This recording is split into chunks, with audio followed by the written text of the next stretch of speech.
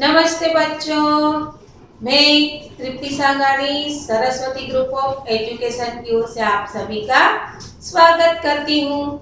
बच्चों, पिछले क्लास में हमने इकाई 1, 2, 3 का पुनरावर्तन किया था।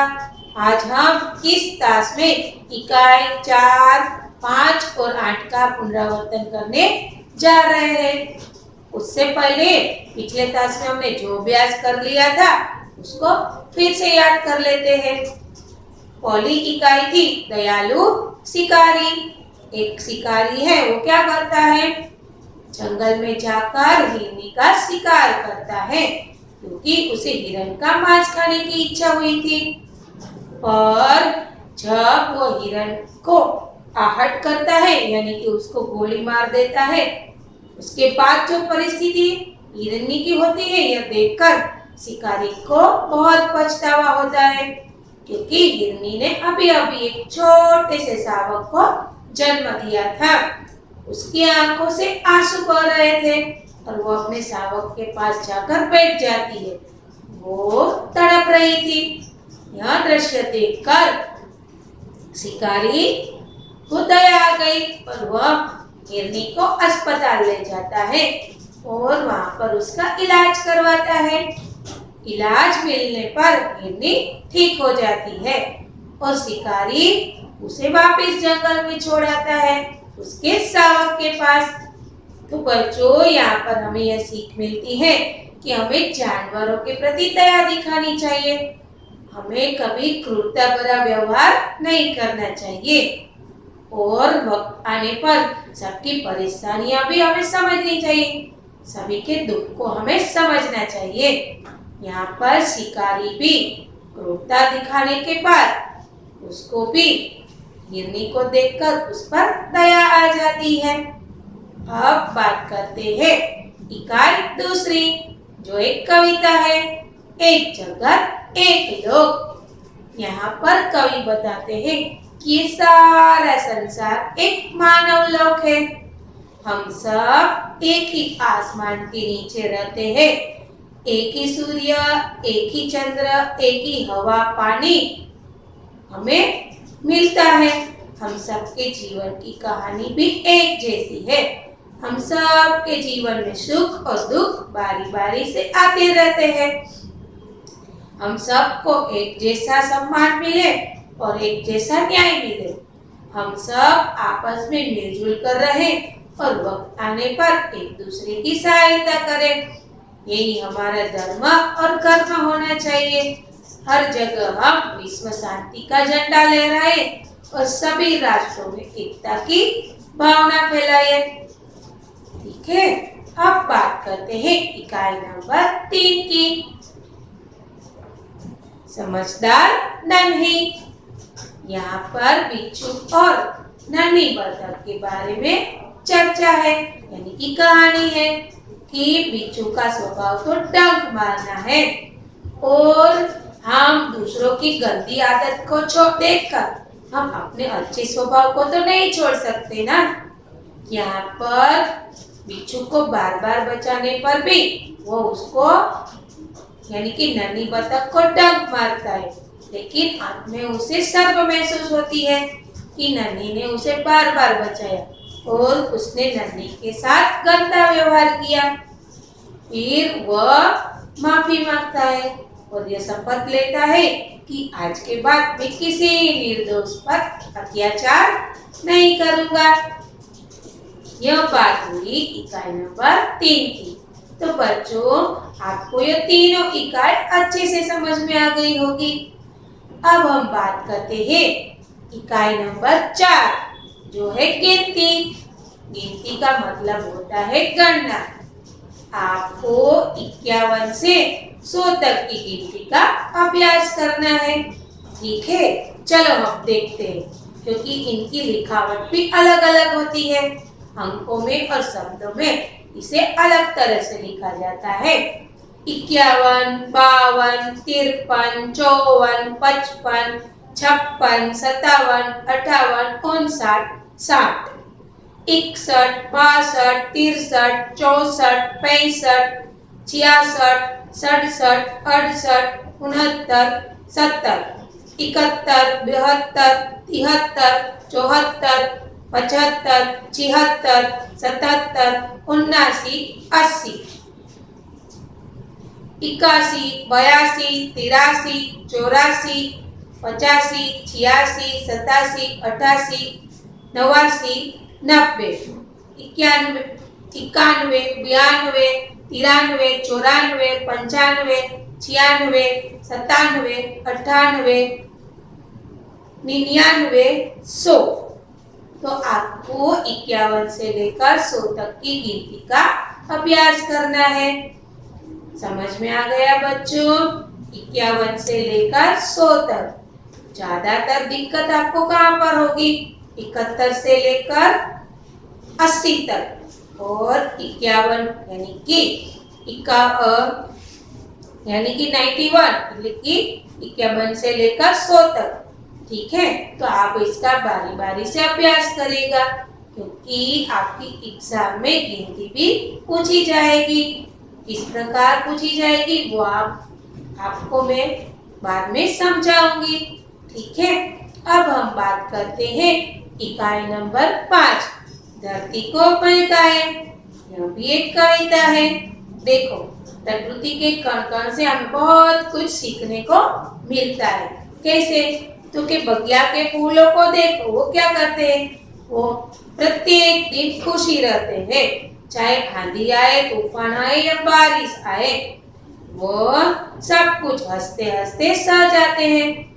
यानी कि वो कभी उसके सामने कमजोर नहीं पड़ते, वो सदैव मुस्कुराते रहते हैं। उस पर जोरदार की बारिश भी पड़ती है, आंधी आती है, तूफान आते हैं, बहुत सारी तेजी से हवा चलने के बाद भी वो अपने जगह पर टिके रहते हैं और सब कुछ हंसते हंसते सह जाते हैं। ठीक है, अब बात करते हैं सूरज की। सूरज की किरणें क्या करती है? वो प्रत्येक दिन धरा पर आती है और क्या करती है? रात के अंधेरे को दूर भगाती है और समग्र संसार को प्रकाशित करती है। सूरज की किरणें क्या करती है? देखो, वो प्रत्येक दिन धरा पर आती है, लेकिन वो अपने वक्त पर ही चलती है।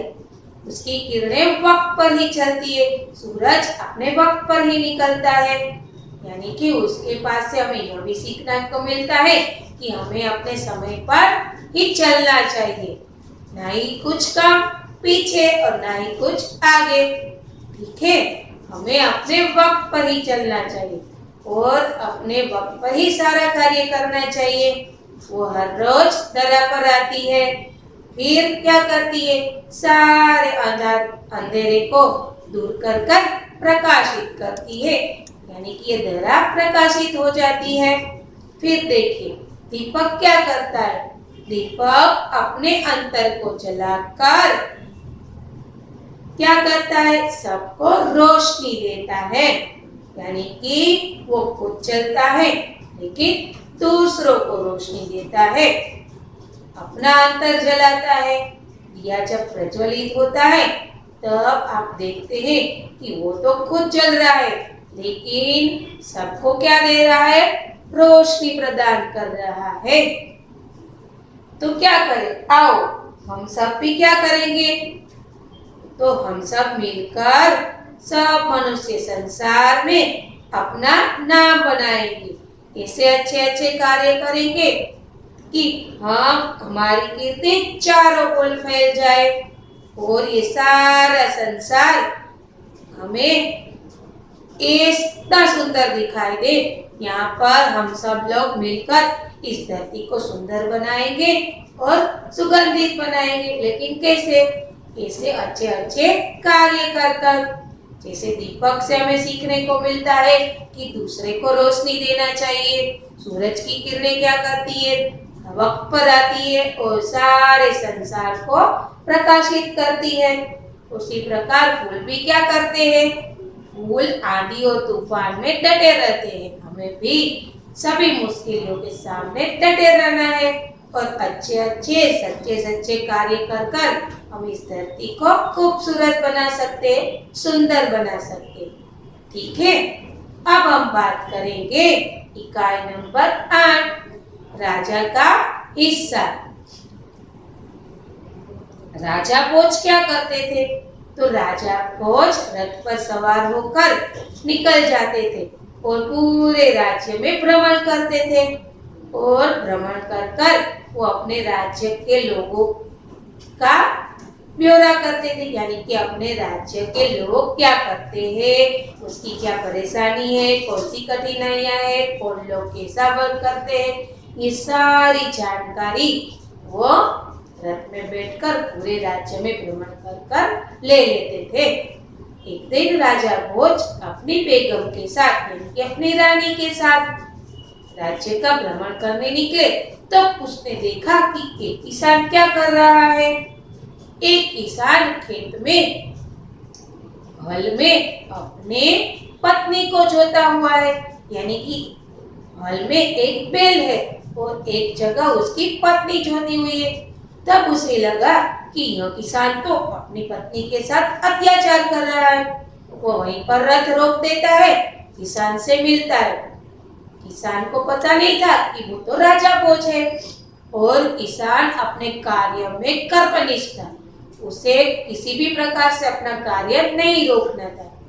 जब राजा भोज ने उसे कहा कि भले आदमी, तुम अपनी पत्नी के साथ ऐसा व्यवहार क्यों कर रहे हो, क्यों आपने अपनी पत्नी को इस हल में जोता हुआ है। इस बात को सुनकर किसान बिना अपना काम रोके चलते चलते ही राजा भोज के साथ बात कर रहा था।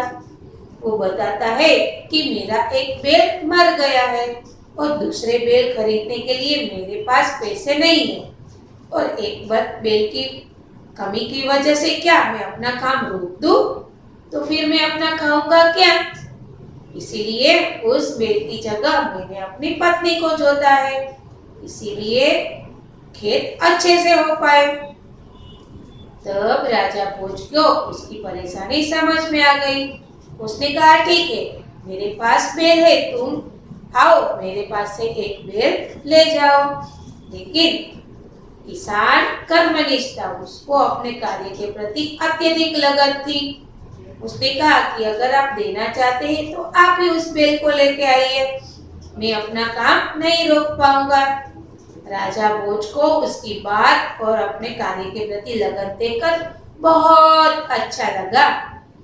उसने कहा कि ठीक है, तुम अपनी पत्नी को मेरी रानी के पास भेज दो, वही उसके साथ जाकर दो बैल ले आएगी और तब तक मैं खुद तुम्हारे हल में जोतूंगा। तब किसान को यह बात मंजूर हो जाती है। खुद राजा भोज, क्योंकि राजा भोज तो प्रजावत्सल थे, वो खुद हल में जोते जाते हैं और हल खेत जोतते हैं। तब किसान की पत्नी उस रानी के पास जाकर सारी बात बताती है। रानी उसे कहती है ठीक है, ऐसा करो कि तुम मेरे दोनों बैल लेके जाओ, क्योंकि रानी ने उस किसान की पत्नी को कहा कि तुम्हारा एक बैल मेरे बैल की बराबरी नहीं कर पाएगा, ऐसा करो कि तुम मेरे दोनों बैल लेकर जाओ। फिर वो रानी के साथ जाती है और दोनों बैल लेकर आती है। किसान दोनों बैल से खुश हो जाता है। फिर राजा भोज उसे अपना परिचय देता है। तब किसान को बहुत शर्म महसूस होती है कि उन्होंने स्वयं राजा को हल में जोता, लेकिन राजा तो बहुत अच्छे थे। उसने किसान से कहा कि कभी कोई भी मुश्किल हो या दिक्कत हो या कोई भी काम हो, तुम बेझिझक मेरे पास आ जाना। फिर बहुत दिनों के बाद खेत में बहुत अच्छी फसल हुई और राजा ने जहाँ पर हल जोता था वहां पर उत्तम अच्छे किस्म के मोती पके और किसान ये सारे मोती राजा के पास ले गए। राजा ने कहा नहीं नहीं, मैं नहीं लग सकता, क्योंकि ये तो तुम्हारे हैं। तब किसान ने कहा नहीं, आपने जिस जगह पर खेत को जोता था वहीं यह उत्तम किस्म के ये मोती पके हुए हैं, आप ही इसके हकदार है और आप ही रख लीजिए। राजा भोज मना करते हैं।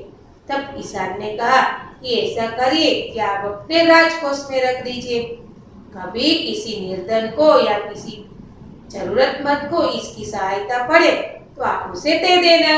फिर राजा भोज खुश हो जाते हैं और वह रख लेते हैं। यहाँ पर कहानी खत्म हो जाती है। देखो यहाँ पर किसान को अपने कार्य के प्रति लगन दिखाई दे रही है, वो प्रामाणिक है, मोती भी राजा को दे देते हैं क्योंकि वो मानता है कि यह मेरे मेहनत का फल नहीं है। दूसरी बात कि राजा बहुत प्रजावत्सल थे, वो प्रजा की कठिनाइयां मुसीबत ये अच्छे से समझते थे। तो बच्चों आपको यहाँ पर ये तीनों इकाई अच्छे से समझ में आ गई होगी। चलो अब हम पेपर स्टाइल के हिसाब से इसका ब्यौरा करते हैं, यानी कि उसको समझने का प्रयास करते हैं। पहला प्रश्न होगा एमसीक्यू यानी कि विकल्प। 79 को अंक में कैसे लिखते हैं? ठीक है, तो आपको यहाँ पर दिखाई दे रहा होगा कि विकल्प सी है, तो आपको सी के सामने टिक लगाना है। फिर है खुश कौन रहते हैं, जिसका उत्तर है फूल, डी, तो आपको डी के सामने टिक लगाना है। फिर आएगा प्रश्न 2, निम्नलिखित वाक्यांश सही है या गलत बताइए। यहाँ पर आपको दो ही ऑप्शन दिए जाएंगे, या तो सही या तो गलत।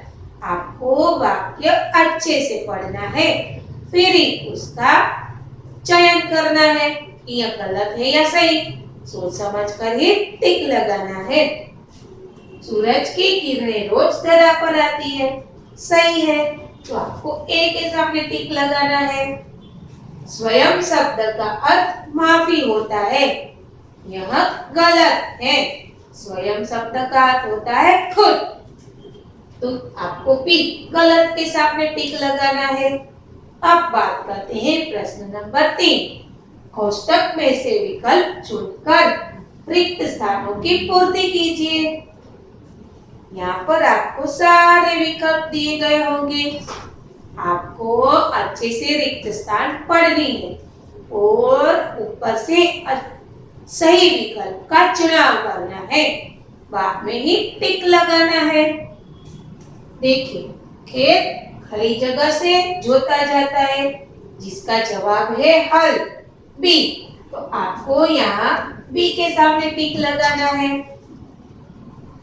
खाली जगह अपना अंतर जलाता है, कौन अपना अंतर जलाता है? दीपक, यानी कि उसका उत्तर है ए, तो आपको ए के सामने टिक लगाना है। चलो अब आगे बढ़ते हैं अगले प्रश्न की ओर। अ का ब से मिलान कीजिए। आपको पहले इन ए विभाग को बी के साथ जोड़ देना है, फिर सही विकल्प का चुनाव कर ही टिक लगाना है। देखिए, 85 को शब्द में कैसे लिखा जाता है, तो उसका उत्तर है बी। 56 को शब्दों में कैसे लिखा जाता है, उसका उत्तर है ए। 76 को शब्दों में कैसा लिखा जाता है, उसका उत्तर है सी। अब आपको देखना है कि 7 के सामने बी, चलो यहाँ पर है, 8 के सामने ए, यहाँ पर है, 9 के सामने सी, यहाँ पर है, यानी कि यह पहला ए विकल्प है वो सही है, इसीलिए आपको ए के सामने टिक लगाना है। अब अगले प्रश्न की ओर देखें। निम्नलिखित प्रश्नों के उत्तर एक वाक्य में दीजिए। चलो, स्त्री को हल में जोतना राजा को क्या लगा? रिवाज के विरुद्ध लगा, मनमानी करने जैसा लगा, कि अत्याचार के समान लगा, कि एक भी नहीं? इसका उत्तर है सी, अत्याचार के समान लगा। तो आपको सी के सामने टिक लगाना है, ठीक है। तो बच्चों, मैं आशा करती हूँ कि आपको ये सारी बात अच्छे से समझ में आ गई होगी। यहाँ पर हमने 8 इकाई का पुनरावर्तन कर लिया है। आपको ये दोनों ताश के वीडियो अच्छे से देखने हैं और अच्छे से समझने हैं, फिर आपको ये पूरा पुनरावर्तन समझ में आ जाएगा। ठीक है, यहाँ पर हमने कितनी इकाई का पुनरावर्तन किया? 3। इकाई 4, इकाई 5 और इकाई 8। इकाई 4 क्या है? गिनती।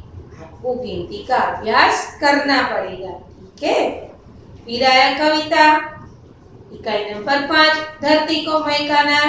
हर प्रकृति के कण हमें कुछ न कुछ सिखाते हैं और हम भी कुछ अच्छे कार्य कर कर इस सारी धरती को महका सकते हैं। फिर आया राजा का हिस्सा। इकाई नंबर 8, हमें भी किसान की तरह अपने कार्य के प्रति लगन दिखानी चाहिए और प्रामाणिक बनना चाहिए। ठीक है, और आपको इस पेपर स्टाइल के हिसाब से भी बहुत कुछ समझ में आ गया होगा।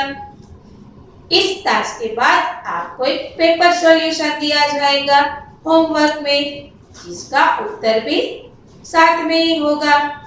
तो आप इस पेपर सॉल्यूशन को अपनी रफ बुक में कॉपी कीजिएगा और साथ में लर्न कीजिएगा, यानी कि उसका अभ्यास कीजिए। ठीक है, तो मैं आशा करती हूँ कि आप अच्छे से सारी बात समझ गए होंगे। यहाँ पर मैं अपना टास्क खत्म करती हूँ। धन्यवाद।